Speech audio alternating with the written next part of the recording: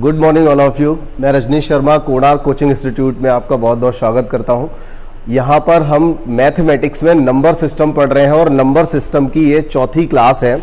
इसमें हम संख्याओं पर आधारित जो सूत्र होते हैं उनसे रिलेटिव और इसके अलावा कुछ भाग विधि के सवाल पढ़ेंगे। हालांकि इस क्लास के बाद अगली जो क्लास रहेगी और आगे आने वाले कई चैप्टर्स में थोड़ा सा और चेंज करने वाले हैं, क्योंकि अब तक क्या हो रहा था, पिछली क्लासेस में आप लोगों ने पढ़ा था, हालांकि क्लास लंबी थी, बहुत अच्छे सवालों को हमने लिया था, हर एक टाइप के पैटर्न्स जो भी टाइप्स बन रहे थे सारे पैटर्न हमने ले लिए थे। लेकिन उसमें एक कमी जो मुझे नज़र आ रही थी वो ये थी कि जो हमारा टारगेट है काफ़ी करीब में है, और अगर हम इस तरीके से करने की कोशिश करेंगे, एक एक टाइप के प्रश्नों को अगर हम इतना टाइम देंगे तो हम कहीं ना कहीं पीछे रह जाएंगे, और अगर कोर्स निपटा भी लेते हैं तो कम से कम रिवीजन तो हम नहीं कर पाएंगे। इसलिए पैटर्न को चेंज किया जा रहा है और अगली क्लास से आपको थोड़े से मिक्स टाइप के प्रश्न उसमें मिलेंगे। इतना ज़्यादा इस पे ध्यान नहीं दिया जाएगा कि एक वीडियो में सिर्फ एक जैसे और लगातार इस तरह के प्रश्न मिले, ऐसा नहीं होगा। बेसिक सारी चीज़ें जो बेस होगा हम बताएंगे। अगर कोई नया सवाल आएगा तो उस सवाल से रिलेटिव जो भी कुछ सवाल बन सकते हैं या उससे रिलेटिव कोई भी थ्योरी है तो वो सारी चीज़ें आपको उसी समय समझा दी जाएंगी। देखिए यहाँ पर ये चौथी क्लास है, लेकिन इससे पिछली वाली 3 क्लासेस, क्योंकि नंबर सिस्टम अपने आप में बहुत बड़ी भूमिका निभाता है किसी भी एग्जाम में, तो इससे पिछली जो भी क्लासेस हैं वो सारी क्लासेस उनके जो लिंक है वो डिस्क्रिप्शन बॉक्स में दिए गए हैं, तो आप वहां से सारी क्लास ले सकते हैं। और उन क्लासेस के बाद आप यहां आइए, और अगर आप इस क्लास को भी डायरेक्ट अगर ले रहे हैं तो भी कोई दिक्कत नहीं है, आप पिछली क्लासेस को आप बाद में ले सकते हैं, क्योंकि यहाँ पर इसमें जो प्रश्न रखे गए हैं वो उम्मीद है मुझे आप सभी लोगों को समझ में आ जाएंगे। तो यहाँ पर हम इसे स्टार्ट करेंगे, लेकिन अभी आज 16 अगस्त आज है, 16 अगस्त है आज। और अब कुछ ही समय में क्या होगा कि वीडियोस जो हैं वो लॉक्ड होने वाली हैं, तो आपको अब लिमिटेड वीडियोस ही मिल पाया करेंगी। तो ऐसी कंडीशन में या ये समझ लीजिए कि आपको अगर इतनी सारी वीडियोस मिलेंगी तो कम से कम जो लोग स्टोर पर होंगे उन लोगों को बहुत ज़्यादा कुछ कंटेंट मिलेगा, स्पेशल कंटेंट मिलेगा। तो ऐसी कंडीशन में आप सभी लोग उसको ज्वाइन कर लीजिए। मैंने पहले जो पिछली वीडियोज़ हैं उनमें बता रखा है, तो आप चाहे तो अगर आपको कोई जानकारी नहीं भी है तो आप कांटेक्ट कर सकते हैं। जो व्हाट्सएप नंबर है सामने, कॉलिंग या व्हाट्सएप में से किसी भी तरीके से आप इन नंबर्स को यूज़ कर सकते हैं। जो भी नंबर यहाँ पर दिए जा रहे हैं, दोनों ही नंबर, कॉलिंग प्लस व्हाट्सएप दोनों ही हैं, तो इन पे व्हाट्सएप भी अवेलेबल है, आप चाहें तो वहाँ पर जानकारी ले सकते हैं। चलिए ठीक है, हम यहाँ पर स्टार्ट करते हैं यूपी एसआई और जेल वार्डर से संबंधित या जो भी अभी आपके आगामी परीक्षाएं हैं उनसे रिलेटिव कंटेंट के साथ। चलिए पहला प्रश्न लगाते हैं। हाँ, प्रश्न से पहले अभी कुछ चीज़ें हमें समझनी है कि हमने इस क्लास में किस तरह के प्रश्नों को लिया है, तो इसको समझने की कोशिश करते हैं। देखिए, सबसे पहले आपको कुछ फॉर्मूले पता होना चाहिए, और बहुत ही बेसिक फॉर्मूले हैं, मुझे उम्मीद है आप में से कई लोगों को पहले से पता भी होंगे, तो इनको देख लेते हैं। सबसे पहले यहाँ पर लिखा हुआ है कि प्रथम n प्राकृत संख्याओं का योगफल क्या होता है, उसका फॉर्मूला आपको पता होना चाहिए, क्योंकि इससे रिलेटिव सवाल बनेंगे। अगली स्लाइड में आपको सवाल भी मिल जाएंगे।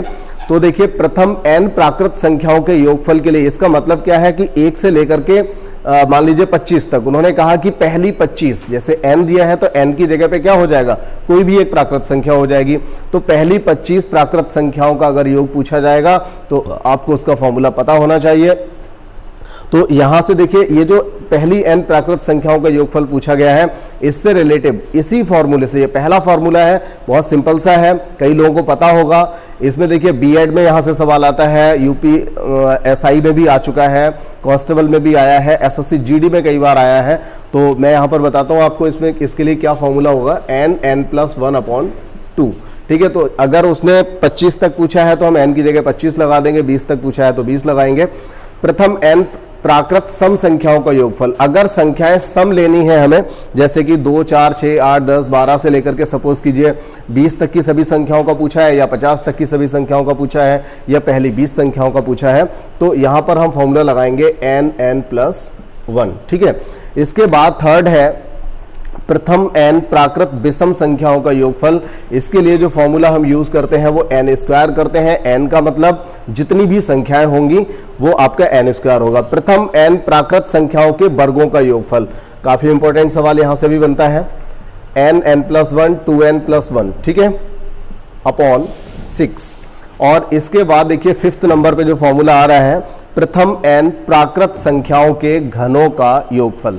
तो देखिए घनों के योगफल के लिए आपको फर्स्ट वाला जो फॉर्मूला है अगर वो आपको याद है n+1 अपॉन 2, तो क्या करेंगे इस पूरे फॉर्मूले का अगर हम होल स्क्वायर कर देंगे तो हमें मिल जाएगा प्रथम n प्राकृत संख्याओं के घनों का योगफल। जैसे 1 का घन, 2 का घन, 3 का घन, इस तरह से सपोज कीजिए 20 तक, 25 तक या 50 तक पूछा गया है तो आप यहां से निकालेंगे। देखिए ऐसा है, पिछली सारी क्लासेस पढ़ना इसलिए ज़रूरी है क्योंकि मैं देखता हूं जहां पर मैथमेटिक्स को अगर हम ऑनलाइन पढ़ा रहे होते हैं तो मैथमेटिक्स को ऑनलाइन पढ़ाने में एक लंबी क्लास में कम क्वेश्चंस हो पाते हैं, कम कंटेंट आपको मिल पाता है। तो अगर उस तरीके से हम चलेंगे तो हो सकता है कि आपको क्लासेस बहुत बेहतर लगें, लेकिन मैं समझता हूं कि कहीं जहां तक है कि आपको जो कंटेंट मिलेगा उसमें कहीं ना कहीं कमी जरूर रह जाएगी, थोड़ा सा कम मिल पाएगा, आपकी तैयारी अच्छे से नहीं हो पाएगी। तो बेहतर होगा कि हम थोड़ा जल्दी चलें, साथ साथ चलें। तो पिछली वाली वीडियोस अगर आप रेगुलर देख रहे हैं, क्योंकि यहाँ पर प्राकृत संख्या क्या है, पूर्ण संख्या क्या है, विषम क्या है, सम क्या है, हालांकि बहुत बेसिक है लेकिन ये सारी चीजें हम लेकर चले थे पहली क्लास से, तो आपको पता होना चाहिए। और आपने अगर पिछली क्लासेस देखी हैं तभी आपको बहुत अच्छे से समझ में भी आएगा, इसलिए रेगुलर क्लासेस देखिए, एक भी क्लास मिस मत करिए। उसके लिए आप चैनल को सब्सक्राइब करने के साथ साथ बेल आइकन को प्रेस कर लें, जिससे आपको सारी वीडियोस टाइम पे मिलती रहें। देखिए छठा नंबर क्या है, प्रथम n पूर्ण संख्याओं का योगफल। पूर्ण संख्याओं से मतलब क्या होता है, जिसमें हम जीरो को भी शामिल कर लेते हैं, ठीक है। तो इसके लिए फॉर्मूला हम यूज करते हैं n(n-1 अपॉन 2 का होल स्क्वायर नहीं, बस इतना ही होता है, होल स्क्वायर तो इसमें आएगा n(n-1). देखिए यहां पर प्लस था तो यहां पर क्या हो जाएगा, माइनस हो जाएगा। जहां पूर्ण संख्याएं होती हैं तो पूर्ण संख्याओं के लिए हम क्या करेंगे, माइनस कर देंगे। चलिए ये आपने अगर नोट कर लिया है, स्क्रीनशॉट ले लीजिए या नोट कर लीजिए, जैसे भी करना है। और इसके बाद अगली स्लाइड से आपको कुछ सवाल मिलेंगे, उन सवालों को हम अभी करने वाले हैं।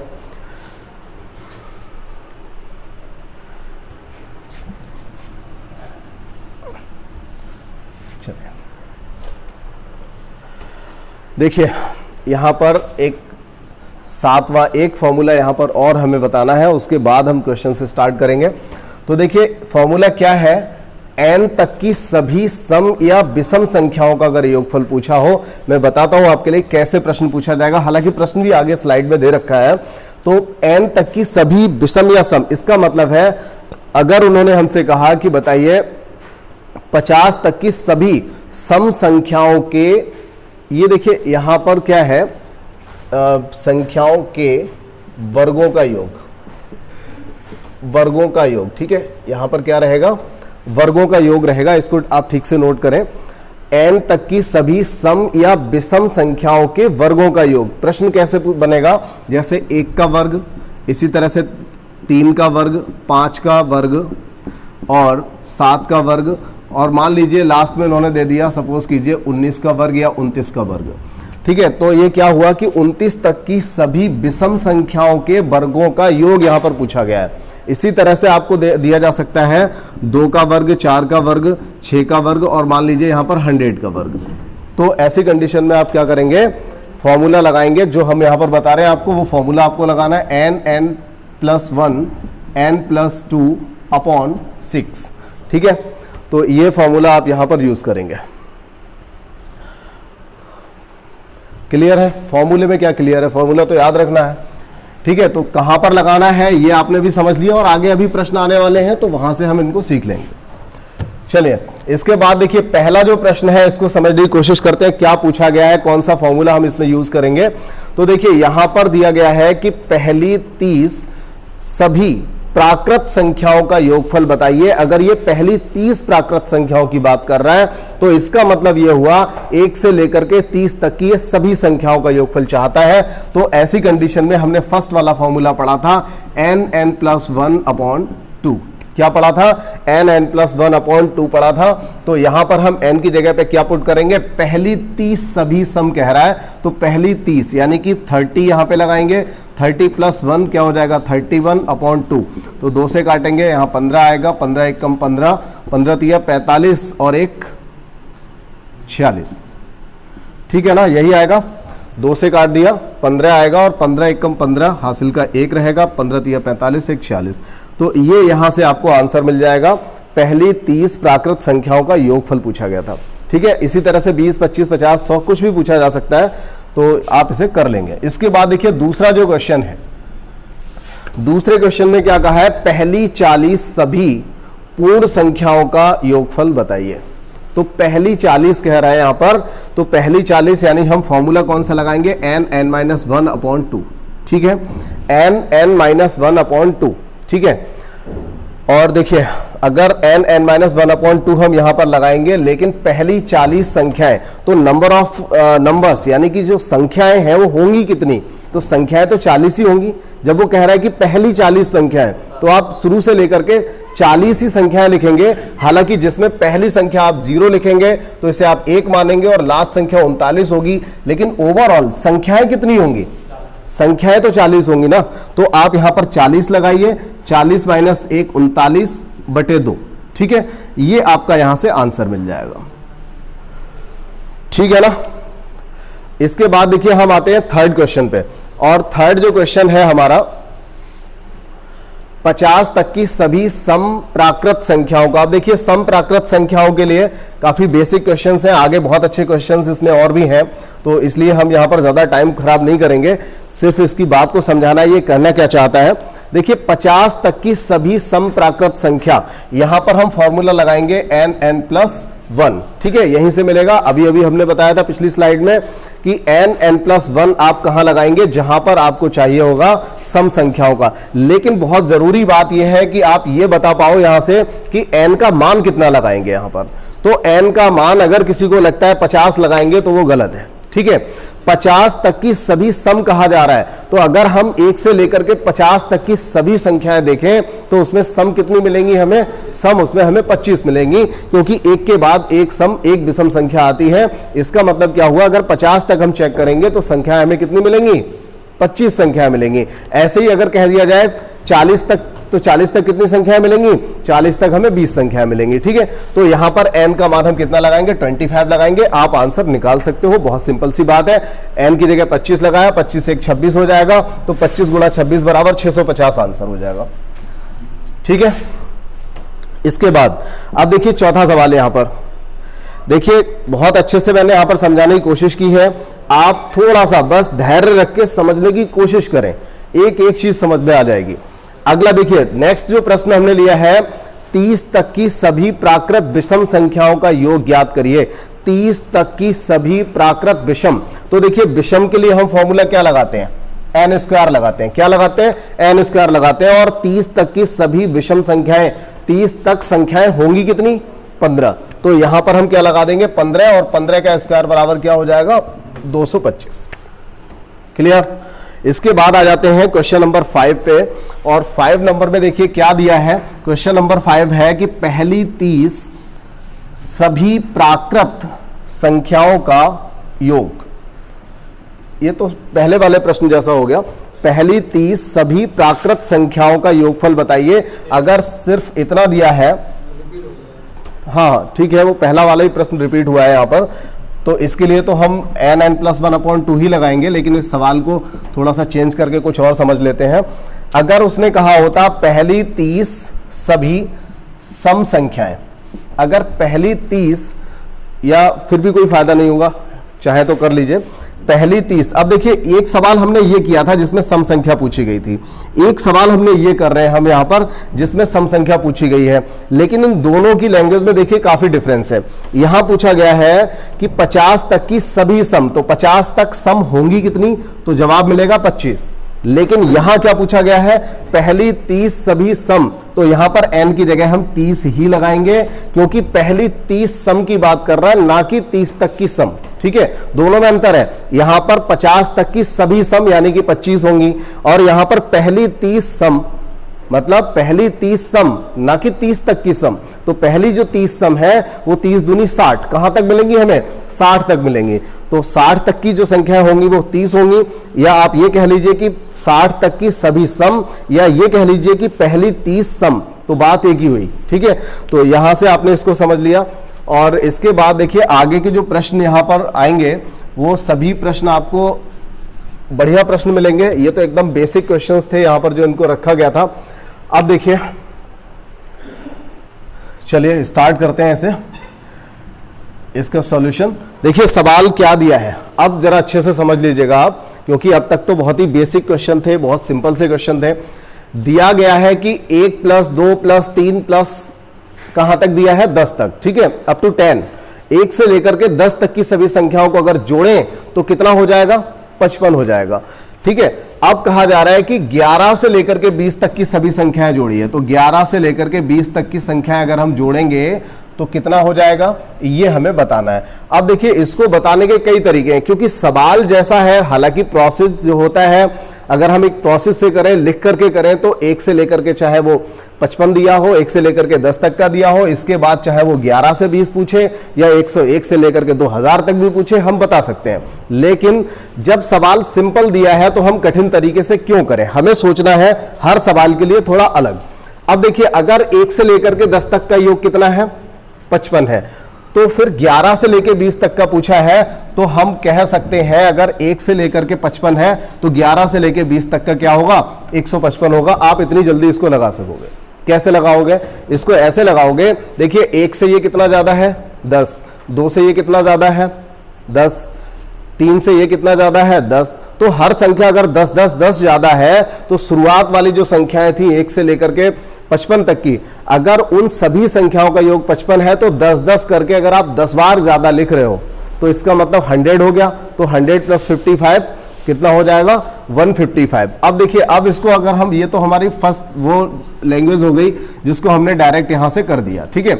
अब सेकेंड हम इसको क्या सोच सकते हैं, हम यहां पर सेकेंड किसी और मेथड से कर सकते हैं। वो ये है, अगर हमें पता है कि 1 से लेकर के 20 तक का योग हम निकाल सकते हैं, 1 से लेकर के 20 तक का योग हम निकालें, ऐसा हम क्यों कर रहे हैं, क्योंकि अप टू 20 ही दे रखा है, तो 1 से लेकर के 20 तक का योग निकाल लें और उसमें से हम क्या करें, 1 से लेकर के 10 तक का योग माइनस कर दें तो भी हमारा आंसर आ जाएगा। ध्यान रहे हमारा जो फॉर्मूला होता है n+1/2, ये फॉर्मूला या जितने पिछले फॉर्मूले थे वो सभी फॉर्मूले कौन से थे, जिनमें हम प्रथम से लगाते हैं। हर बार मैंने वहां प्रथम लिखा हुआ था, शुरुआत में, फॉर्मूले की शुरुआत में ही लिखा हुआ था प्रथम n प्राकृत संख्या। तो प्रथम का मतलब है शुरुआत से, पहली संख्या से लगेगा। तो आप कभी ये मत करिएगा 11 से लेके 20 तक की 10 संख्याएं होती हैं तो 10 संख्याओं के लिए फॉर्मूला लगा दिया, ऐसा नहीं होगा, ठीक है।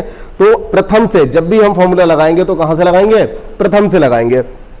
तो क्या करें, 1 से लेकर के 20 तक, देखिए जैसे हम जनरली हम समझते हैं, सपोज कीजिए बरेली से दिल्ली की दूरी, बरेली से दिल्ली की दूरी सपोज कीजिए 200 किलोमीटर है और इस बीच में कहीं पर पड़ जाता है मेरठ, ठीक है।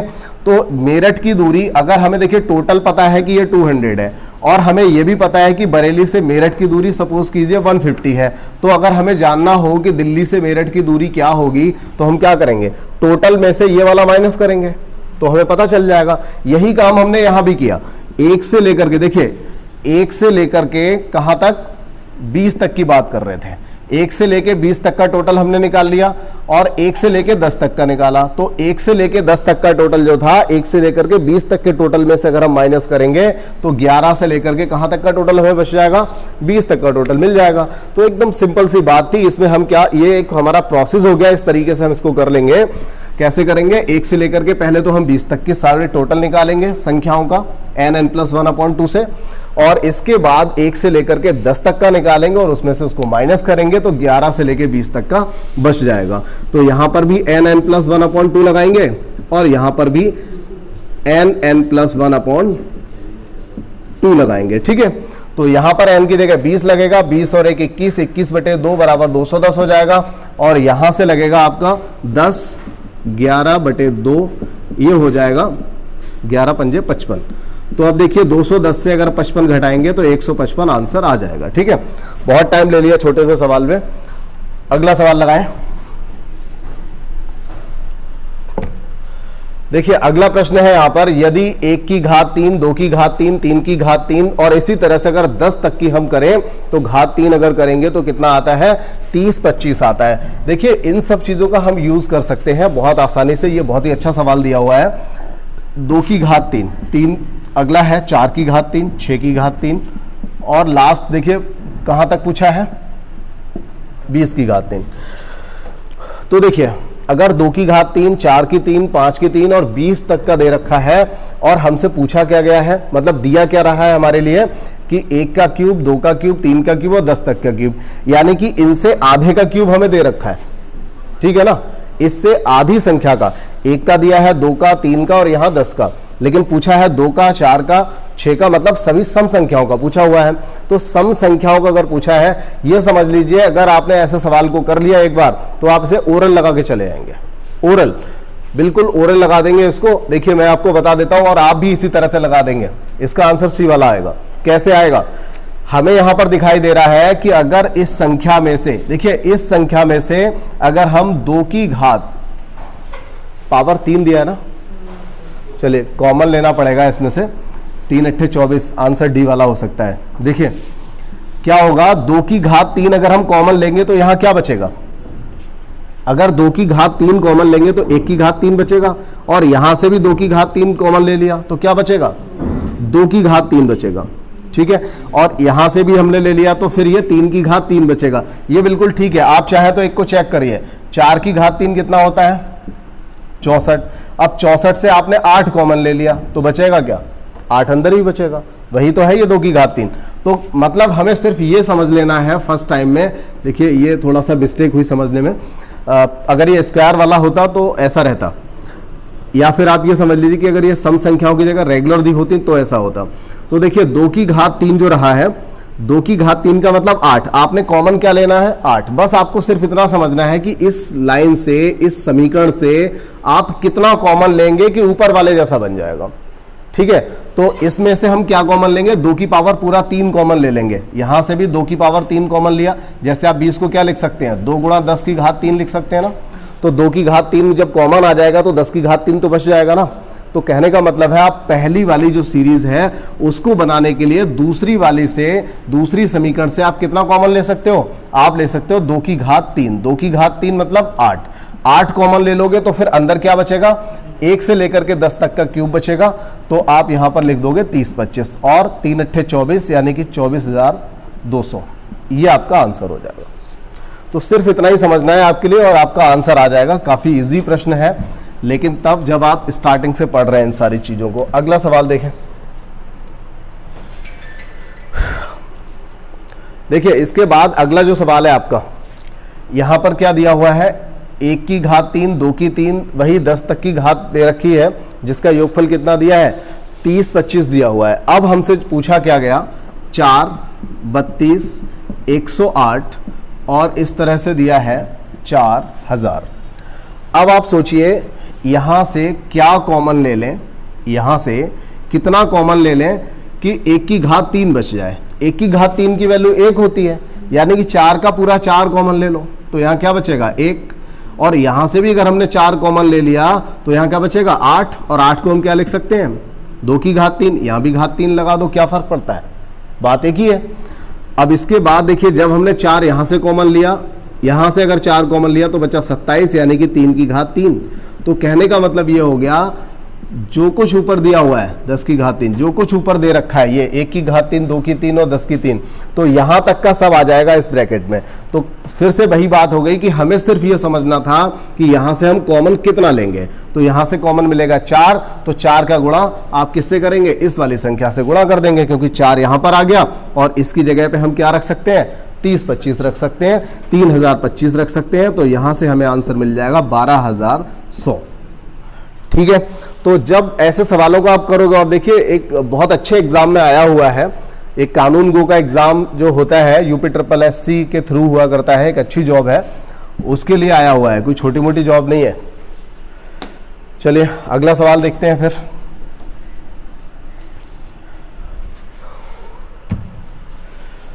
देखिए यहां पर अगला जो सवाल है वो बिल्कुल उसी पैटर्न पर है जो आपको एक लास्ट में फॉर्मूला बताया गया था। और वो फॉर्मूला क्या था, जहां पर हमें n संख्याओं तक विषम या सम संख्याओं का हमसे जब वर्ग पूछा जाता है। एक तो जनरली जो वर्ग का फॉर्मूला होता है इन्होंने दे भी रखा है, जनरली जो वर्ग का फॉर्मूला होता है वो इन्होंने दे रखा है, लेकिन वो तब लगता है जब संख्याएं रेगुलर होती हैं, 1 2 3 से लेकर के कहीं तक भी x तक इन्होंने दे रखा है। लेकिन हमसे पूछा क्या है, 1 की घात 2, 2 की घात 3 की घात 2, कहने का मतलब इन्होंने हमसे सिर्फ पूछा है विषम संख्याओं का स्क्वायर। क्या पूछा है? विषम संख्याओं का। आगे आप 7 की घात 2 लिख लो। इसी तरह से कहां तक जाना है हमें? 19 तक। ठीक है, 19 तक जाना है। तो यहां पर पूछा गया है विषम संख्याओं का, और इसके लिए हमने आपको एक फॉर्मूला बताया था। वो फॉर्मूला था n+1 n+2 अपॉन 6। सबसे मेन बात जो है यहां पर समझने वाली वो ये है कि आपसे पूछा कहां तक गया है? 19 तक। हालांकि ये संख्याएं कितनी होंगी? ये संख्याएं होंगी 10, क्योंकि 1 से लेकर के 20 तक की सभी विषम की बात हो रही है। तो 1 से लेकर के 20 तक विषम संख्याएं कितनी होंगी? 10 संख्याएं होंगी। लेकिन हम यहां पर n की जगह पर जो लगाएंगे वो हम लगाएंगे यहां 19। बस ये बात आपको समझनी है और आप इसको आसानी से कर सकोगे। ठीक है, ये वैसे इसका भी अगर डिटेल में करें थोड़ा सा बड़ा मेथड इसका हो जाएगा, लेकिन इस फॉर्मूले से आप इसे डायरेक्ट समझ सकते हो। ठीक है, तो यहां पर n की जगह 19 लगाओगे, यहां 20 आ जाएगा, 19 और 2 हो जाएगा 21/6 हो जाएगा। यहां से आप अपना आंसर ले लोगे। ठीक है, बता दूं इसको, अभी कंप्लीट कर दूं आंसर को। ये देखिए 3 से काटिए, 3 दूनी 6, 3 सत्ते 21, 2 से काट दिया 10, 9 7 नेम 63। चलिए जो भी आएगा भी मिल जाएगा। 190 गुणा 7, 7 0 का 0, 7 नेम 63 का 3। ये देखिए इकलौता यही आंसर दिखाई दे रहा है 1330। ठीक है, जिसमें लास्ट में 3 आ रहा है। कैलकुलेशन में कोशिश किया करें थोड़ा जल्दी कर लें, क्योंकि जैसे ही हमने इसको किया 1 0 आ रहा है, 7 नेम 63 का 3 आया, तो दूसरी वाली डिजिट केवल जो है इसी सवाल में आपको दिखाई दे रही होगी। दहाई का अंक केवल इसी में दिख रहा है, तो 1330 तक जाने की जरूरत ही नहीं है। अगर आप कैलकुलेशन सही कर रहे हो तो आगे भी सही आना है, जब दहाई का अंक सिंगल दिया है तो। ठीक है, तो इसके बाद अगला सवाल देख लें। देखिए ये प्रश्न बहुत अच्छा है, और इसी में एक बार एक प्रश्न जब मैंने कभी एक बार एग्जाम दिया था तो उस समय भी आया हुआ था ये। हालांकि ये यूपीएसआई में आया हुआ है। एक बार इसमें +51 और कर लिया गया था, +51 +50 यहाँ बीच में, और इसके बाद ये इंटेलिजेंस ऑफिसर के लिए आया हुआ क्वेश्चन था। तो ये बिल्कुल लगभग उसी पैटर्न का है। इसको देखते हैं कैसे करेंगे। 1 से लेकर के 1 तक की संख्याओं का योग पूछा है, लेकिन बीच में हम कहां तक गए हैं?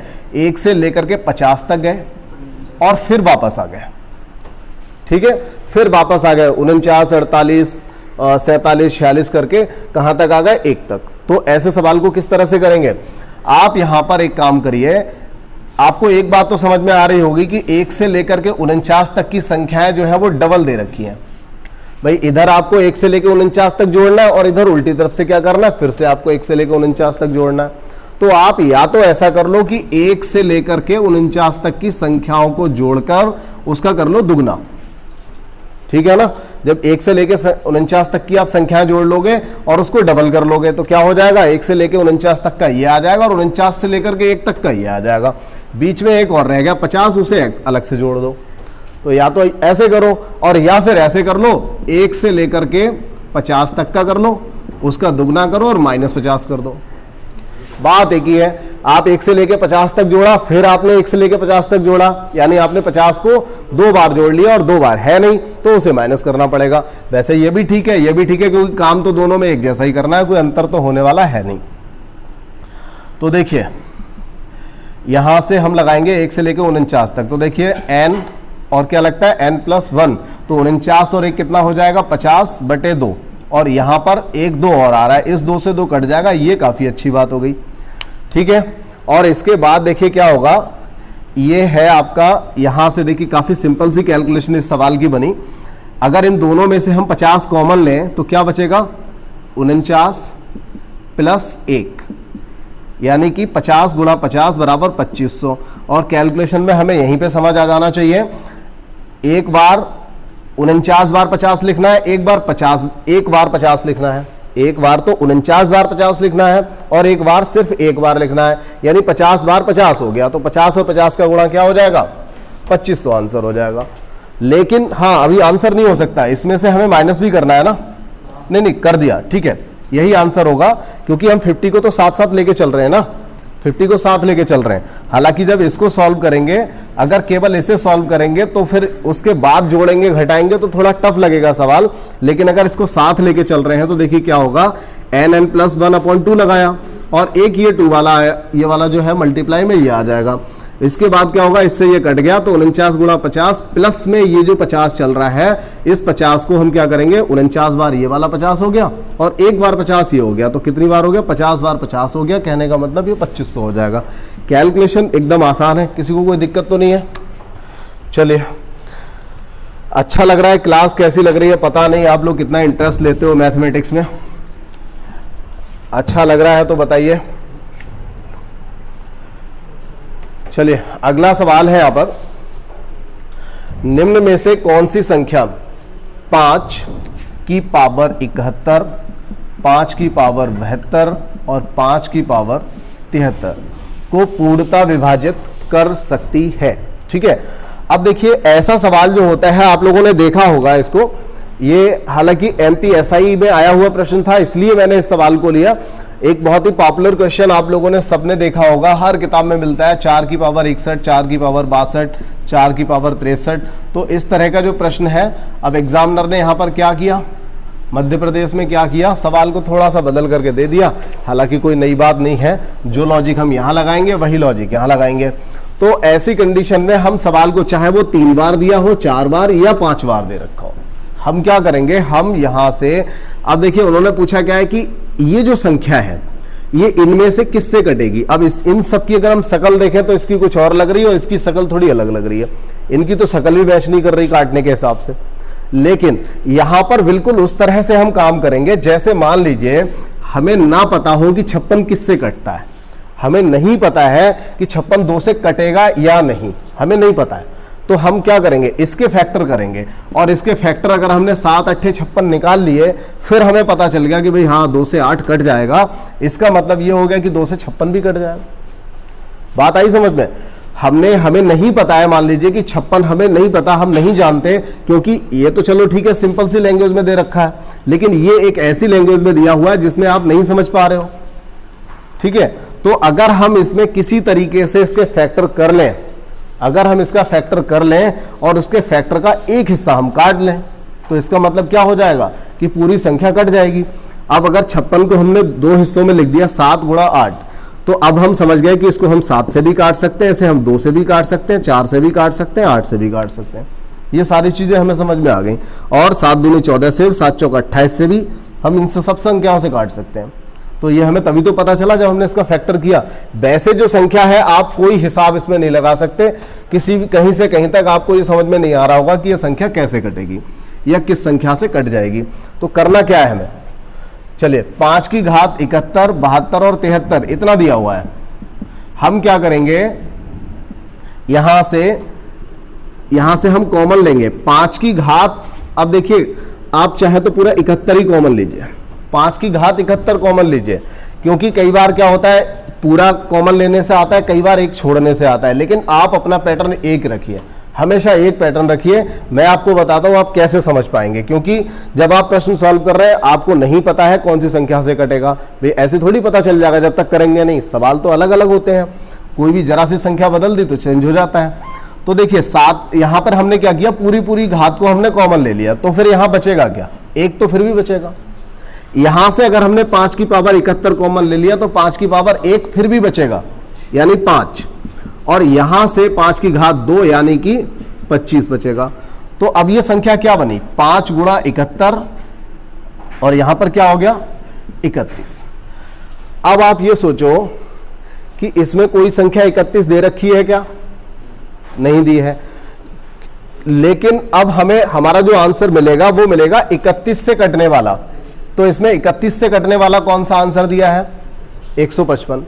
ठीक है, और दूसरी बात एक और, अभी भी हमने क्या किया, पूरे सवाल को कायदे से भी नहीं करा है, क्योंकि सवाल अगर बदल के आया तो घुमा सकता है बाई चांस। अगर यहां पे 62 भी दे देता, बाई चांस ये 62 भी दे देता, तो आप 31 दूनी 62 को काट लेते, फिर आप कंफ्यूज हो जाते कि 62 और 155 में से कौन सा आंसर लगाना चाहिए।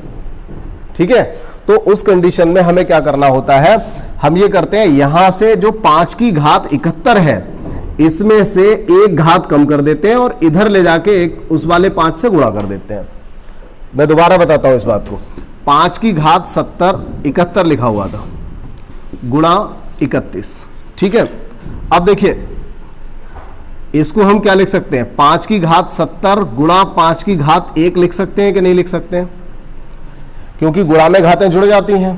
5 की घात 70 और 1 71 टोटल हो गया, और ये 31 ऐसे ही। अब हमने इसको ये रहने दिया, इस वाले 5 का मल्टीप्लाई इधर कर दिया, तो 31 पंजे कितना हो जाएगा 155। इस तरह से आपको आंसर मिल गया। और मान लो आंसर अभी भी नहीं मिला होता तो क्या करते, 170 यहां से, 5 यहां से और ले लेते और एक बार 5 का गुणा फिर कर देते, तो हमें आंसर मिल जाता, ठीक है। वैसे अगर ये 31 आंसर देता अच्छी बात थी, मिल सकता था, 31 आंसर सही था, लेकिन जब उसने ऑप्शन में नहीं दिया है तो हम 5 और ले लेंगे इधर से। ऐसे ही जैसे एक सवाल जो बनता है, मैं यहीं पे बता देता हूं आपको, 4 की घात 61, 4 की घात 62, 4 की 63, 4 की घात 64। इसमें से क्या कॉमन लेंगे, इसमें से हम कॉमन ले लेंगे 4 की घात 61, पूरा ले लेंगे, ठीक है। 4 की घात 61, अब 61 हमने कॉमन ले लिया तो यहां क्या बचा 1, और यहां 4 की घात 1 यानी कि 4, और यहां 4 की घात 2 यानी 16, और यहां पर बचेगा 4 की घात 3 यानी कि 64। अब हम देखेंगे कि 1 और 4 5 हो गया, 5 और 16, देखिए इन दोनों को जोड़ दिया कितना हुआ 80 हो गया, ये 80 हो गया, 80 5 85, तो 4 की घात 61 गुणा कितना बन गया 85। अब आंसर आपको 17 दिया हो, आंसर आपको 85 दिया हो, दोनों ही आंसर आपके सही हो जाएंगे। लेकिन अगर इनमें से आंसर ना दिया हो, अगर इनमें से आंसर ना दिया हो या 5 दिया हो तो भी कट जाएगा ना, क्योंकि हम 85 को 5 से भी काट सकते हैं, 17 से भी काट सकते हैं, 85 से भी काट सकते हैं। अब मान लो आंसर ना दिया है वहां पर, तो हम क्या करेंगे 1 4 इधर और ले चलेंगे, तो 1 4 जब इधर लेके जाएंगे तो क्या हो जाएगा 85 चौका कितना हो जाएगा 300, 8 पंजे 40 और 5 चौका 20, 320 होगा, कितना हो जाएगा 320। तो इसका मतलब अब आपका आंसर क्या क्या हो सकता है, ऐसी सभी संख्याएं आंसर हो सकती हैं। आगे कोई एक टेस्ट जो रहेगा उस टेस्ट में मैं ऐसे सवाल रखूंगा, तो देखिए ऐसे सारे आंसर हो सकते हैं जो 320 को काट रहे होंगे। आंसर 10 भी हो सकता है, आंसर 5 भी हो सकता है। कितना हुआ यहां पर 340 हो रहा है ना। अच्छा ये 8 चौक 32, 8 पंजे 40 बार बार मल्टीप्लाई कर रहा हूं मैं, तो ये 8 चौक 32 है, 340 ही हुआ, ठीक है।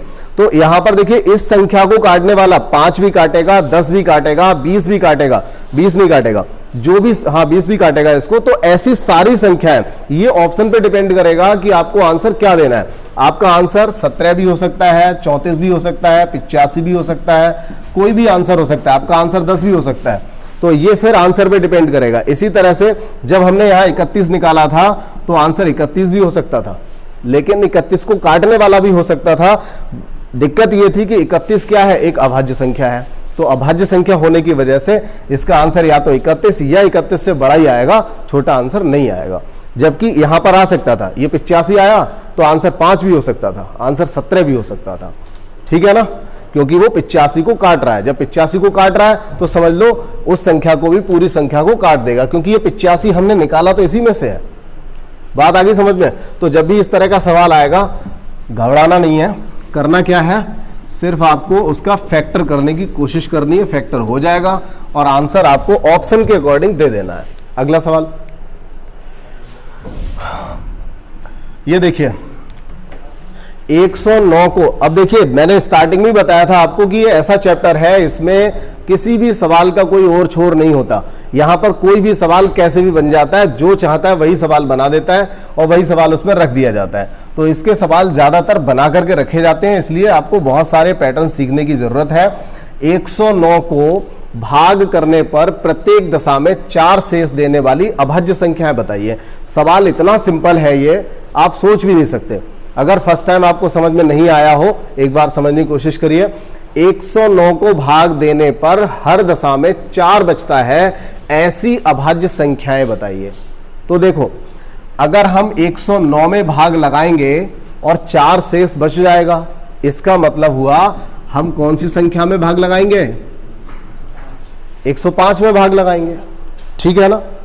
वही हमने 109 में से भाग लगाया और 4 शेष बचा, इसका मतलब उसमें 4 फालतू होगा, तभी तो बचेगा।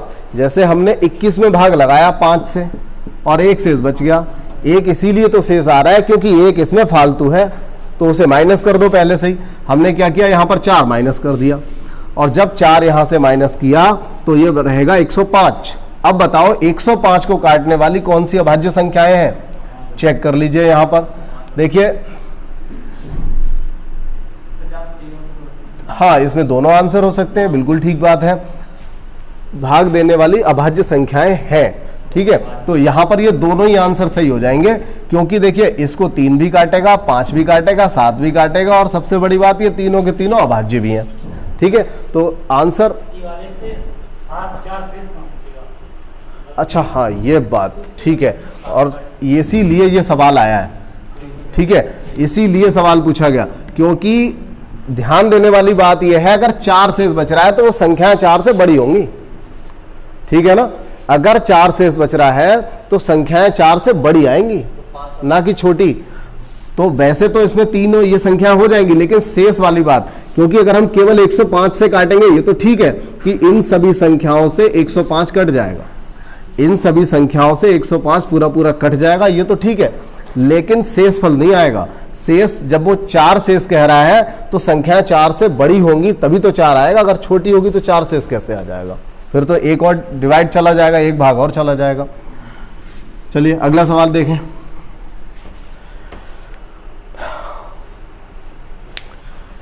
देखिए ये पैटर्न जो है, हालांकि ये बहुत अच्छे एग्जाम में आया हुआ है, सीपीओ एसआई में आया होगा, क्योंकि सीपीओ एसएससी सीपीओ वही होता है, एसआई की वैकेंसी जो आती है, क्योंकि जीडी वगैरह लिखा नहीं है, और किसी भी लेवल पे आ जाता है, कोई बहुत बड़ी बात नहीं है। सवाल लेकिन बहुत सिंपल होता है। ये कह रहा है कि किसी संख्या को 192 से भाग देने पर, किसी संख्या को 192 से भाग देते हैं तो शेष फल 54 मिलता है। अगर उसी संख्या को 16 से भाग दें तो शेष फल कितना आएगा? तो ऐसे सवाल में आप क्या करोगे, किसी संख्या को 192 से भाग देने पर शेषफल कितना आया? 54 आया, ठीक है। फिर कह रहा उसी संख्या को 16 से भाग दें, तो हम क्या करेंगे, इस 16 से ही इस 54 को भाग लगा देंगे, आंसर हमें मिल जाएगा। तो देखिए 16 तिया 48, कितना मिल जाएगा? 6। सी वाला आंसर यहाँ पे सही हो जाएगा, ठीक है। बात आगे समझ में। अब देखिए इसी सवाल में क्या होगा, अगर उसने ये कहा होता कि 192 से भाग देने पर 54 शेष आता है, उसी संख्या को 16 से भाग दें, ये कहा जा रहा है। अगर कहा गया होता उसी संख्या के दोगुने को 16 से भाग दें, तो हम क्या करते, इसके दुगने में भाग लगा देते।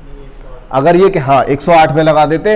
अगर ये कह रहा उसी संख्या, तो हम उसके शेष में भाग लगाएंगे। अगर उसने कह दिया उसके दुगने में, तो हम इसी के दुगने में भाग लगा देंगे। हम जो भी वो उसी संख्या को कहेगा, हम उसके शेषफल पे अप्लाई करेंगे, ठीक है। तो अगला सवाल भी कुछ इसी तरह का रखा हुआ है, देख लेते हैं क्या है। देखिए अगला सवाल है, इससे आगे देखना एक बार और आगे बढ़ो। चलिए आएगा वो सवाल आगे, यहां पर शायद क्रम से रखा हुआ नहीं है, पीछे आ जाओ। देखिए 75 से 99 तक की सभी प्राकृत संख्याओं का योग कितना होगा, यह पूछा जा रहा है। 75 से लेकर के 99 तक की सभी प्राकृत संख्याओं का योग कितना होगा, ये पूछा है। अब इस सवाल को हम दो तरीके से समझेंगे। एक तो सबसे सिंपल वो जो हमने आपको बता दिया था, 1 से लेकर के हम क्या करेंगे, 99 तक का योग करेंगे, जिसमें से 1 से लेकर के हम कहाँ तक का माइनस करेंगे, 74 तक का। 1 से लेकर के 74 तक का माइनस कर देंगे तो आंसर निकल आएगा, ठीक है। हमने क्या किया, सबसे ऊपर 199, 1 से लेकर के 99 तक का निकाल लिया और उसमें से 74 तक का माइनस कर दिया, तो 75 से लेकर 99 तक का बच जाएगा, ठीक है ना। सभी प्राकृत संख्याओं का योग पूछा है।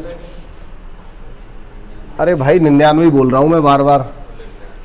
1 से लेकर 99 तक का निकालना है और उसमें से 74 तक का माइनस करना है, तो ये काम आप खुद ही कर लोगे। लेकिन हम इसको दूसरे तरीके से कैसे करेंगे, उसको समझिए जरा।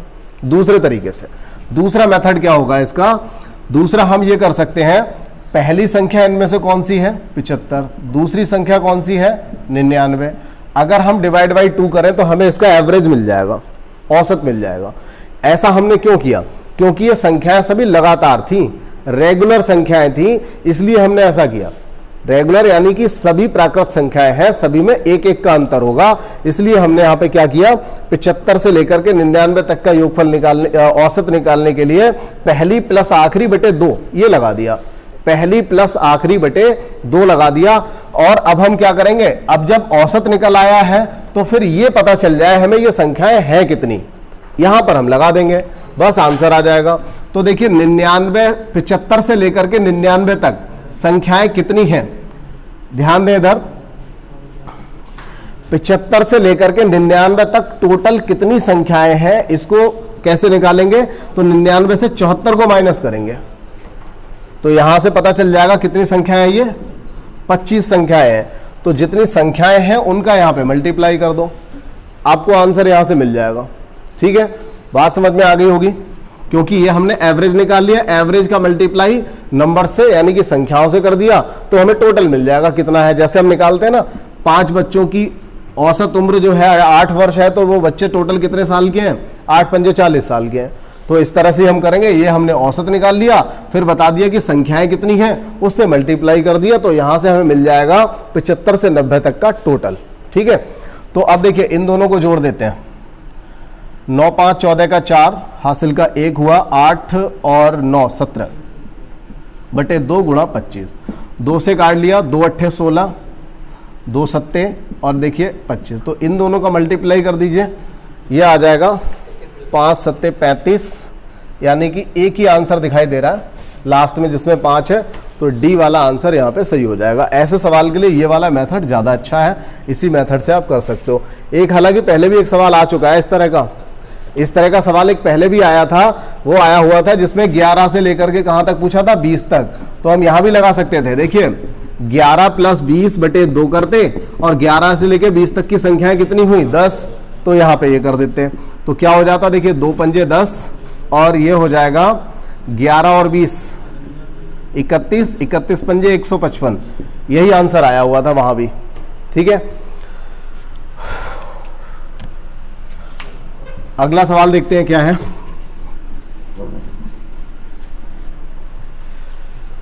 देखिए एक सवाल ये पूछा गया, ये सवाल लैंग्वेज को बदल बदल के कई बार पूछा गया है, आंसर समान आ जाता है और एक अच्छे एग्जाम में पूछा गया है, सीजीएल लेवल पे पूछा गया है। किसी संख्या में 2 अंक हैं, कोई मतलब 2 अंकों की संख्या है, यदि अंकों के स्थान बदलने से बनी संख्या को प्रारंभिक संख्या में जोड़ा जाए। कोई भी 1-2 अंकों की संख्या है, हम कोई भी संख्या ले सकते हैं, हमने 35 ले लिया, ठीक है, कोई भी संख्या हमने 76 ले लिया, कुछ भी ले सकते हो। ठीक है, वो कह रहा है कि कोई 2 अंकों की एक संख्या है, अगर उसके स्थान को बदल दिया जाए तो एक संख्या दूसरी और बन जाएगी। जैसे 3-5 से हमने क्या कर दिया, 5-3 कर दिया, ऐसे ही 7-6 से क्या कर देंगे, 6-7 कर देंगे। तो संख्या जब पलट जाएगी तो कह रहा है इनका जो अंतर आएगा, इनका जो अंतर आएगा, देखिए इनका अंतर क्या आएगा 22, इनका अंतर क्या निकल आएगा 11, तो इनका जो अंतर आएगा वो सदैव किससे कटेगा। ठीक है, परिणामी संख्याओं का इस प्रकार परिणामी संख्या अर्थात योगफल किस संख्या से अवश्य विभाजित होगी। अच्छा, इनको जोड़वाने की बात कर रहा है, चलिए कोई बात नहीं, जोड़ लो या अंतर, दोनों तरीके से पूछा जाता है सवाल, अंतर से भी आता है, योगफल से भी आता है, दोनों तरीके से सवाल पूछा जाता है। अगर अब चलिए हमने, ठीक है, इसको तो अभी हमने माइनस कर दिया, अगर इसको जोड़ दिया होता तो क्या आता, ये देखिए 5 3 8 और ये हो जाएगा 8। यहां पर देखिए 7 6 और 6 7 को भी एक बार जोड़ लेते हैं, 7 6 13, ठीक है, 7 6 13 हासिल का 1 और ये 143। तो देखो अगर वो अंतर कहे या फिर योगफल कहे, लेकिन देखिए हर संख्या 11 से ही कटने वाली है, 11 एकम 11, 11 दूनी 22, 11 अट्ठे 88 और 11 गुणा 13 बराबर 143। ठीक है, तो सवाल को समझ लीजिए, ये सवाल सेम सवाल आता है, योग की जगह अंतर भी कर देगा लेकिन आंसर नहीं बदल पाएगा, आंसर हमेशा क्या रहेगा 11 रहता है। ठीक है, बहुत अच्छा सवाल था, ये कई बार रखा हुआ था, जहां से भी मैंने आपको ये 3 किताबों से मैंने ये कंटेंट लेने की कोशिश की थी और ये समझ लीजिए हर किताब में मुझे इससे रिलेटिव सवाल मिला था, हर किताब में। तो एक अच्छा सवाल है ये, बढ़िया सवाल था। अंतर योगफल में कुछ भी कहे, आपको क्या करना है, आंसर आपका यहां पर 11 ही आएगा। अगला सवाल देखें, n कोई एक संख्या है, 19 से भाज्य है, ठीक है, n एक संख्या है जो कि 19 से भाज्य है, यानी कि 19 से कट जाएगी। तो ये कह रहा है यदि n+1 और n+8 का मल्टीप्लाई लिखा हुआ है, देखिए n+1 और n+8 लिखा हुआ है, मतलब n जो है वो पूरी तरह से 19 से कट जाता है। तो फिर ये जो संख्या है, ध्यान देंगे इधर, n अगर 19 से कट जाएगा तो ये कहना चाहता है कि अगर संख्या n+1 और n+8 का मल्टीप्लाई करें, क्योंकि n+1 और ब्रैकेट के बाद फिर n+8 लिखा है यानी मल्टीप्लाई, अगर इनका मल्टीप्लाई करें तो यहां पर शेषफल क्या आएगा, जबकि हम फिर से इसे किससे काटेंगे, 19 से ही फिर काटेंगे। तो देखिए यहां पर समझने वाली बात यह है, अगर सवाल में यह दिया होता, सपोज करिए उन्होंने प्लस कर दिया होता, तो इसका आंसर कितना आता, यह हम बहुत आसानी से बता सकते थे। क्या आता आंसर, देखिए n पूरा कट जाएगा, 1 ज्यादा है तो 1 शेष आएगा, ये n पूरा कट जाएगा, 8 ज्यादा है तो 8 शेष आएगा, तो 8 और 1 कुल मिलाकर के कितना शेष आ जाएगा, 9 आ जाएगा। लेकिन यहां पर ये प्लस नहीं गुणा दिया है, सवाल को समझना पड़ेगा अच्छे से, गुणा दिया हुआ है। तो देखिए अगर n 19 से कटने वाली कोई संख्या है, पूरी पूरी कट जाती है, तो हम क्यों ना उसे 19 ही मान लें, ठीक है, अगर 19 से कट जाएगी तो हम इसे क्या मान लें, 19 मान लेते हैं। फिर 19 में 1 जोड़ दीजिए, 19 में 1 जोड़ दो और यहां पर 19 में 8 जोड़ दो, तो ये हो जाएगा 20 और ये हो जाएगा 26। 19 में 8 जोड़ेंगे तो 27 हो जाएगा, 19, अच्छा ठीक है, इसको तो लिखना ही था 27। अब देखिए ये हुआ 20 और ये कितना हुआ 27, ये हो गया 20 और ये हुआ 27, इन दोनों का कर लो गुणा, इन दोनों का मल्टीप्लाई कर लो, 27 दूनी 54, 540 और डिवाइड बाई 19। 19 से इसको काट दो, 19 दूनी 38, कितना बचेगा यहाँ से, 4 2 6 160 बचेगा। फिर 19 से काटेंगे तो 19 कहाँ पे आएगा, 19 अट्ठे 152 और 60 था पहले से 152, यानी कि शेष कितना आ जाएगा, 8 आंसर हो जाएगा। ध्यान रखना है, अगर यहां पर प्लस होता तो हम क्या करते, 1 और 8 ही हमारा आंसर हो जाता। सवाल इस तरह के ही पूछे जाते हैं, लेकिन यहां पर n+1 n+8 दिया हुआ है, तो हम क्या करेंगे, दोनों का मल्टीप्लाई करेंगे, तो n की जगह पे हमें 19 से कटने वाली कोई संख्या माननी पड़ेगी, तो हम उसकी जगह 19 ही मान लेंगे तो थोड़ा आसान रहेगा, 19 से बड़ी मानेंगे तो दिक्कत हो जाएगी, तो बेहतर होगा हम उसे 19 माने, ठीक है, और इस तरह से आंसर को ला सकते हैं। इसके बाद देखें कौन सा सवाल है, देखिए ये वाला प्रश्न भी कई बार आपने देखा होगा, अगर आप पढ़ते रहते हैं, आपके पास कुछ बुक्स हैं तो आपने देखा होगा, ये हर बार आपको हर किताब में दिखाई देता है, बहुत सारी किताबों में ये प्रश्न मिलता है। यदि n एक पूर्णांक हो, n कैसी संख्या हो, एक पूर्णांक हो, तो n की पावर 3 माइनस n किससे विभाजित होगा, n क्या हो, n एक पूर्णांक हो, तो ये किससे विभाजित होगा। अब देखिए इसके लिए हम क्या करेंगे, n की जगह पे कोई एक मान रख के देख लेंगे, लेकिन कई बार क्या होता है, कुछ एक आध मान, वैसे तो शुरुआत वाले मान रखिए ज़्यादा आसान होता है, लेकिन कई बार ऐसा होता है, अब जैसे मान लीजिए आपने 1 रखा है यहाँ पर, तो कंडीशन कुछ ऐसी दी हुई है, जब हम 1 रखेंगे तो 1 की घात 3 बराबर 1 आएगा, -1 करेंगे तो 0 आ जाएगा, तो 0 तो आंसर है नहीं यहाँ पर, और 0 से कोई संख्या कटेगी इसका कोई ऐसा नियम भी नहीं होता है। तो फिर क्या करेंगे, 2 मान लेंगे, तो n की जगह अगर 2 मानेंगे तो 2 की घात 3 माइनस 2 बराबर क्या हो जाएगा, 2 की घात 3 8, 8 माइनस 2 बराबर 6।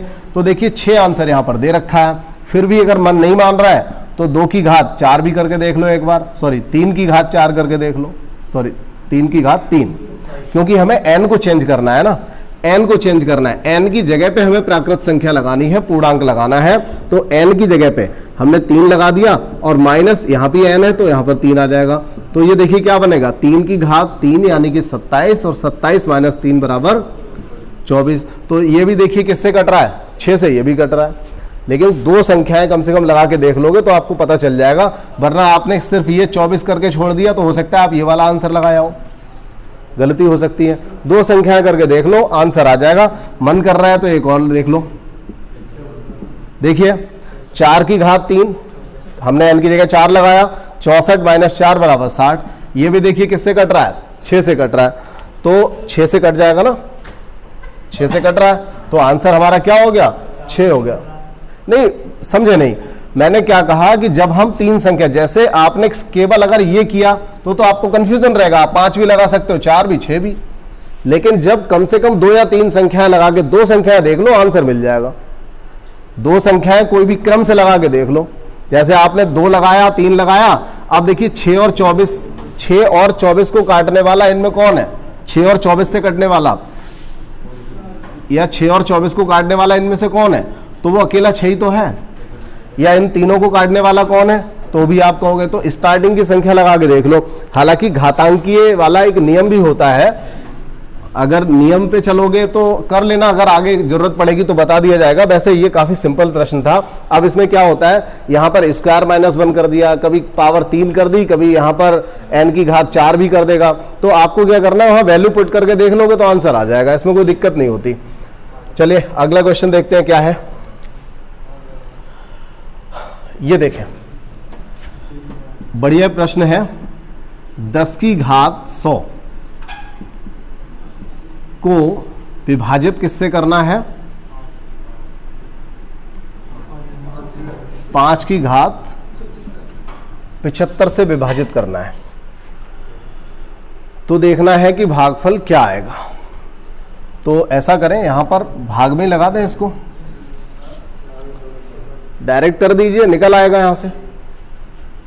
इस तरह से भाग में या फिर बटे में लगा लीजिए, 5 की घात 75। अब बस इसको तोड़ना है, इसे हम तोड़ेंगे। ये जो 10 की घात लिखा हुआ है, तो इसको तोड़ लीजिए आप, 2 की घात 100 और 5 की घात 100, और नीचे क्या चल रहा है, 5 की घात 75। अभी ऐसा करिए, 2 की घात 100 लिखा रहने दीजिए, और 5 की घात एक 25 लिख लो, एक बार 5 की घात लिख लो 75। तो क्या होगा, ये तो कट जाएंगे। अब बचेगा क्या, 2 की घात 100 और 5 की घात 25। तो आंसर आपका ये हो सकता था, लेकिन आंसर नहीं दिया है, तो हमें थोड़ा सा और आगे बढ़ना पड़ेगा। अब क्या कर लें, अब हम इसमें ये कर सकते हैं, जैसे ये आंसर जो दिए हैं वो सब 10 की घात में दे रखे हैं, तो हम क्या करेंगे, यहां से 2 की घात 100 लिखा हुआ है, इसको हम लिख लें 2 की घात 25 और गुणा 2 की घात 75, और इधर 5 की घात क्या लिख दें, 25, जैसा लिखा हुआ है वैसे लिख दिया हमने। क्या करेंगे, इन दोनों का मल्टीप्लाई करके हम लिख सकते हैं, इन दोनों का नहीं, आप इसको 75 लिख लो और इसे 25, बात तो एक ही है, लेकिन इन दोनों का मल्टीप्लाई करके हम क्या लिख सकते हैं, 10 की घात 25 और ये 2 की घात 75 ऐसे ही रह गया। अब आपको आंसर मिल जाएगा। ठीक है, तो इसे आप कैसे भी समझ सकते हो, ये जरूरी नहीं कि आप इसी मेथड से करो, क्योंकि ये सवाल ही इस तरह का है। पूछा क्या गया, 10 की घात 100 को 5 की घात 75 से विभाजित करना है, तो इस तरह से हमने भाग में लिख लिया। अब बड़ी संख्या ये है, तो इसको ऐसे तोड़ लिया कि इससे कुछ ये कट जाए। ठीक है, और हालांकि आंसर ये सही था, इसमें कोई दिक्कत नहीं थी, लेकिन जब उन्होंने नहीं दिया है तो फिर हमारी मजबूरी होगी कि तो उसको ऑप्शन जैसा फिर बनाने की कोशिश करें। तो हर एक ऑप्शन में 10 दे रखा है, तो इसका मतलब है कहीं ना कहीं हमें मल्टीप्लाई करना पड़ेगा। और मल्टीप्लाई किसका करना है, तो देखिए 2 की घात यहाँ दिया था, इसमें से 5 की घात 25 था, तो 2 की घात 25 हमने इसमें से भी निकाल लिया। 2 की घात 25 का 5 की घात 25 से गुणा किया, 10 की घात 25 बना दिया, और ये 2 की घात 75 रह गया। ठीक है, इस तरह से हो जाएगा। 10 की घात 125, ये तो डिपेंड करेगा कि आंसर किस तरह का दिया है। ठीक है, हम आंसर देखेंगे, आंसर किस तरह का दिया है। आंसर तो मिल गया ना, ये पहला वाला, ये सी वाला आंसर हो गया। ठीक है, आंसर तो हमारा ये भी ठीक था, कोई दिक्कत थोड़ी थी इसमें।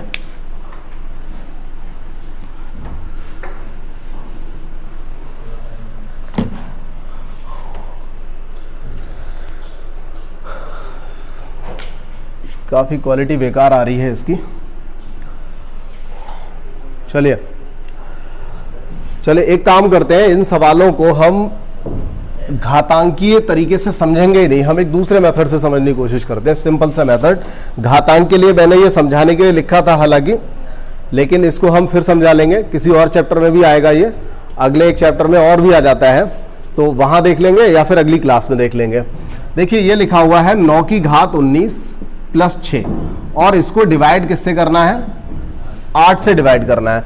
पूछा जा रहा है शेषफल कितना आएगा। ठीक है, वैसे तो घातांकीय मुझे समझाना था लेकिन यहाँ पर वो फॉर्मूले सीधे लिखे नहीं है, टाइम ज़्यादा लेना नहीं है। अब तो आगे बढ़ते हैं, अभी क्लास बाकी रह गई है, बता दिया जाएगा।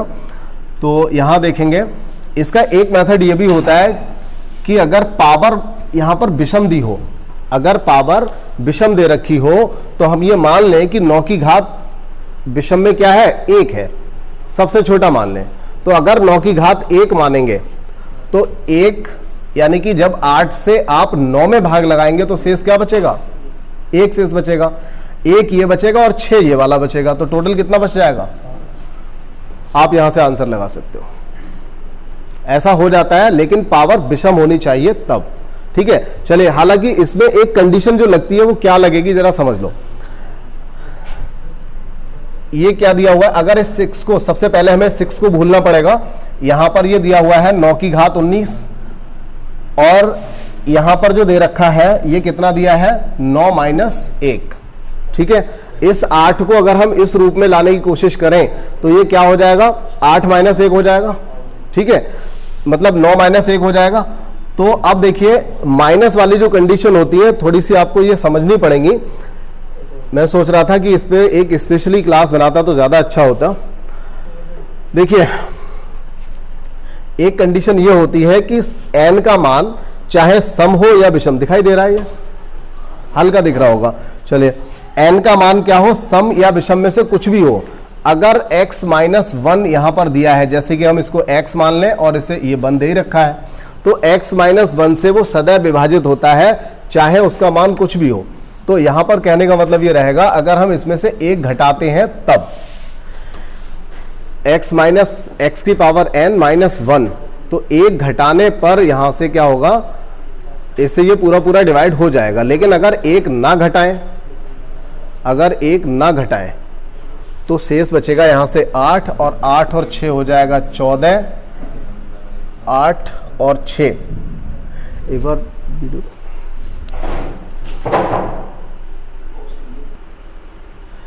तो यहां पर जो 8 है, इस 8 को हमने क्या मान लिया, 9 माइनस 1। तो यहां देखिए अब जो कंडीशन लगेगी, हम बात इस फॉर्मूले की कर रहे थे, तो यहां जो कंडीशन लगेगी हम यहां पर ये देखेंगे कि x माइनस 1, अगर नहीं दिख रहा है ठीक से तो मैं एक बार लिख दूं यहां पर पूरी कंडीशन। देखिए, घात विषम या सम कुछ भी हो, कुछ भी हो, ठीक है, इस कंडीशन के लिए। लेकिन x की पावर n माइनस 1 करने पर क्या होगा, x माइनस 1 से ये संख्या विभाजित हो जाएगी पूरी पूरी, ये मतलब है फॉर्मूले का। मतलब ये है x माइनस 1 से x की घात n, x की घात n माइनस 1 तब कटेगा जब घात चाहे विषम हो या सम हो, लेकिन x माइनस 1 से। तो हमें इसको अब समझना कैसे है, इसको इस तरह समझेंगे कि यहां पर ये 9 दिया है। पहले मैंने कहा 6 को भूल जाइए, अभी 6 को हम बाद में यूज करेंगे। तो 6 को अगर हम भूल जाएंगे तो क्या होगा कि यहां पर हम सिर्फ 9 की घात 19 को काट रहे हैं। 9 की घात 19 को किससे, 8 से, और 8 को हम क्या लिख सकते हैं, 9 माइनस 1। क्या लिख सकते हैं, 9 माइनस 1। अब इस संख्या से इसको काट रहे हैं, फिर हम ये सोचेंगे कि इसकी कंडीशन होती है कि x माइनस 1 से तब कटता है जब x की घात n माइनस 1 होता है, ये वाली बात। ठीक है, यानी कि हमें यह समझ में आ गया कि ये संख्या, ये वाली जो संख्या है, ये इस संख्या से तब कटेगी जब हम इसमें से 1 माइनस करेंगे। कई लोगों को हो सकता है इसमें थोड़ी बोरियत हो रही होगी, अभी समझ में नहीं आ रहा हो, लेकिन अगला सवाल भी है, समझा लेंगे हम पक्का। तो देखिए यहां पर क्या हुआ, 9 की घात 19, यानी कि ये घात, ये जो है ये संख्या तब कटेगी जब क्या होगा, यहां से हम 1 माइनस करेंगे। अगर 1 माइनस करेंगे तो कट जाएगी, इसका मतलब अगर माइनस नहीं करेंगे तो क्या होगा, तो 1 शेष आ जाएगा। किसी भी संख्या में हमने 1 माइनस कर दिया, अब कट गई। अगर माइनस ना करते तो 1 शेष आता कि नहीं आता, तो वही है यहां पर, 1 शेष तो यहां से आ जाएगा और 1 आपका ये 6 हो गया। तो इस तरह से कितना शेष हो जाएगा, टोटल 7 शेष आ जाएगा। ठीक है, तो यहां से इस तरह से आपको समझना पड़ेगा, फॉर्मूले से, जो फॉर्मूला यहां पर दे रखा है उससे समझना पड़ेगा। चाहे आप ये यहां पर लिखो या मत लिखो, एक बार दोबारा समझने की कोशिश कर लो। ये देखिए, बात ये थी कि संख्या जो है 9 की घात 19 दी हुई थी और हमें काटना किससे था, 8 से। तो हम सबसे पहले तो यही कर लेंगे कि 8 को हम क्या लिख सकते हैं, 9 - 1। 9 भी कहां से लिया हमने, यहां से लिया। तो ये भी हो सकता था 9, इस संख्या को हम 10 से काट रहे होते तो हम यहां पे क्या लिखते, x + 1 लिखते, क्योंकि ये अगर x है तो इसे हम x - 1 लिख सकते हैं। अगर यहां 10 होता तो हम इसे x + 1 लिख सकते थे। ठीक है, तो अगर ये x - 1 हमने लिख लिया, तब हमें ये वाला फॉर्मूला याद होना चाहिए। तब हम ये समझ पाएंगे कि x - 1 से तब कटेगा, जब पावर तो समय विषम है ही, कुछ भी है, तब कटेगा जब इसमें से एक माइनस करेंगे। अब हमने क्या किया, 9 की घात 19 थी हमारे पास, हमने एक माइनस कर दिया अपनी तरफ से। अब हमें पता चल गया कि इससे ये संख्या पूरी पूरी कट जाएगी। अब अगर किसी संख्या से हमने एक घटा दिया तब वो संख्या पूरी पूरी कट रही है, अगर ना घटाते तो शेष आ जाता। ठीक है ना, जैसे 31 है, 31 से एक घटा लें तो 30 से कटेगा और ना घटाएं तो एक बचेगा। अगर घटा लिया तो कटेगा और अगर नहीं घटाया तो फिर समझ लीजिए कि उसमें एक शेष बच जाएगा। तो यहां से एक शेष फिर हमें ये वाला मिल जाएगा और एक शेष जो 6 ऑलरेडी इसमें दे रखा है वो मिल जाएगा और आंसर आ जाएगा 7। ठीक है, अब देखिए इसके बाद एक अगला सवाल जो है, उस सवाल को भी समझ लेंगे, तभी हो सकता है कुछ दिक्कत रहेगी होगी तो यहां पे समझ में आ जाएगा आपको। अब देखिए, हालांकि ये प्रश्न पहले होना चाहिए था, अगला वाला प्रश्न बाद में होना चाहिए था। देखिए 19 की घात क्या दिया है, 100, और इसको काटना किससे है भाई, 20 से काटना है। तो हम इसे क्या लिख सकते हैं, x + 1। ठीक है ना, x प्लस क्या लिख सकते हैं, 1 लिख सकते हैं। और यहां पर क्या लिख सकते हैं, 19 की घात 100 ही लिखा रहने दीजिए बस। अब ये देखिए कि आप इस तरह का जो आपके पास फॉर्मूला है वो कौन सा है जिसमें किसी संख्या को आप x + 1 से काट रहे होते हैं। ठीक है, तो x + 1 से कटने वाली संख्या, लेकिन पावर कैसी है आपके, सम है। तो पावर सम में चौथी वाली जो कंडीशन है, x + 22 की जगह आप 1 मान लो, यहां पर कोई दिक्कत नहीं है। तो x + 22 से संख्या तब कटेगी जब यहां पर क्या होगा, x की पावर n - y की पावर n होगा। y की पावर n से यहां पर मतलब है 1 की घात आप 100 कर लो तो भी क्या फर्क पड़ना है, 1 की घात 100 कर सकते हो, कोई फर्क नहीं पड़ना। तो यहां से कहने का मतलब ये रहा कि इस संख्या से ये संख्या, यानी इसको हम 19 लिख रहे हैं, इस संख्या से ये संख्या तब कटेगी जब हम एक यहां पर माइनस करेंगे, और एक माइनस नहीं करेंगे तो फिर एक शेष आ जाएगा। ठीक है, इस तरह से देखिए और एक सवाल बना लें। सपोज कीजिए उन्होंने एक सवाल दे दिया 17 की घात 200 और इसको भाग लगा दिया 18 से। ये जो सवाल मैंने लिखा है एसएससी में आया हुआ सवाल है ये। 17 की घात 200 को 18 से भाग लगाएं तो क्या शेष बचेगा। तो 17 की घात 200 को अगर 18 से लगाएंगे तो हम इसे लिख लेंगे 17 + 1। ठीक है, और x + 1 से ये तब जाएगा जब इसमें से एक क्या करेंगे, माइनस करेंगे, और माइनस नहीं करेंगे तो क्या हो जाएगा, तो फिर आ जाएगा यहां पर एक शेष। ठीक है, सवाल और भी बना सकते हैं। एक सवाल हम देखिए इस पे आधारित बना लें। एक सवाल बना लीजिए 20 की घात 101 को हमें काटना है, और किससे काटना है, हमें काटना है 19 से। ठीक है, और पावर क्या दे रखी है, विषम दी हुई है। 20 की घात 101 को हमें किससे काटना है, 19 से काटना है। ठीक है, तो यहां पर देखिए क्या बनेगा, x + 1 21 से काटना है। ठीक है, ये सवाल एक बनेगा। ये जो सवाल बनते हैं इन चारों फॉर्मूले से ही बनते हैं, चारों फॉर्मूले से ही समझ पाओगे इनको, इसे करना कैसे है। अब देखिए 20 की घात क्या हो गया, 101 दिया हुआ है। यहां पर जो 21 है इसको हम क्या लिख सकते हैं, 20 + 1।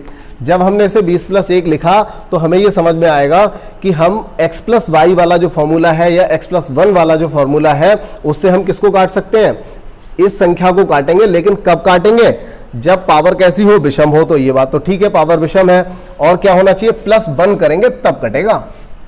क्या करेंगे, +1 करेंगे तब कटेगा, ऐसे नहीं कटने वाला।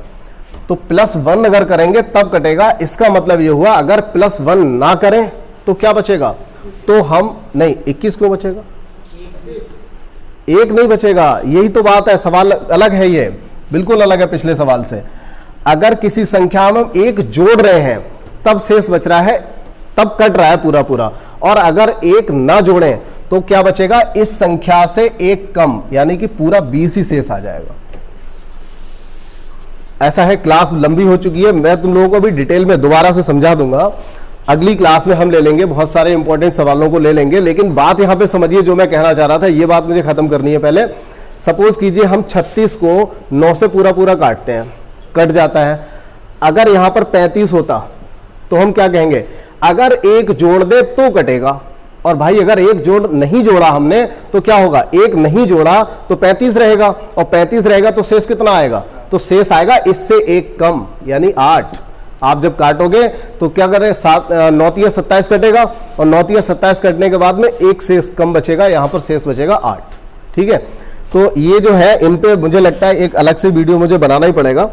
एसआई के लिए काफ़ी अच्छे सवाल हैं, सीपीओ एसआई और यूपी एसआई दोनों के लिए अच्छा सवाल साबित हो सकता है ये। तो ठीक है, फिर ये वाली वीडियो हम यहीं पे ख़त्म करेंगे। अगले जो भी प्रश्न रहेंगे उनको अगली क्लास में लेंगे, क्योंकि काफ़ी लंबी क्लास हो चुकी है।